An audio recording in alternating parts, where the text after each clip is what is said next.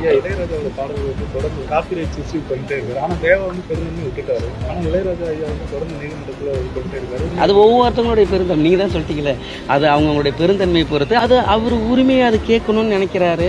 என்னை ஒரு வார்த்தை கேட்டுட்டு செஞ்சா அது இன்னும் நல்லா இருக்கும். அப்படி கேட்காத பட்சத்துல என்ன பண்றாங்கன்னா, ஐயா இளையராஜாவோட பாடல்கள் வந்து தொடர்ந்து வந்து தமிழ் திரைப்படங்கள் அதிக அளவு பயன்படுத்தப்படுறாங்க.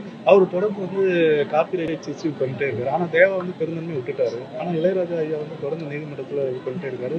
பல தயாரிப்பாளர்களை வந்து நோட்டீஸ் போட்டே இருக்காரு.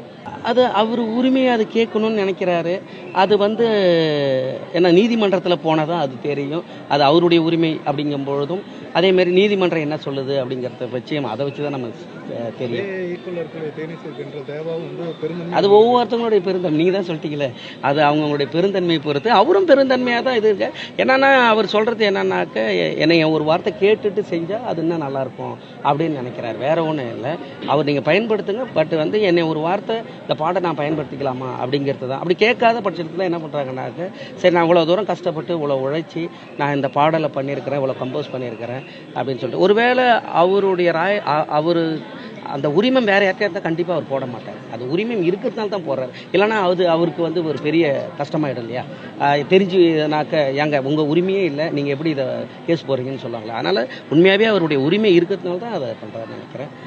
இருந்தாலும் நீங்கள் கேட்டதுக்காக நான் அதை சொல்கிறேன். இதை நம்ம சொல்கிறதுக்கு அளவுக்கு அந்த அளவுக்கு நம்ம ஒன்றும் வளரல, தகுதி இல்லை அவரை பற்றி பேசுகிற அளவுக்கு. ஒரு பாடகராக வந்து அவருடைய உரிமையை அதை சொல்கிறாரு. நன்றி சார்.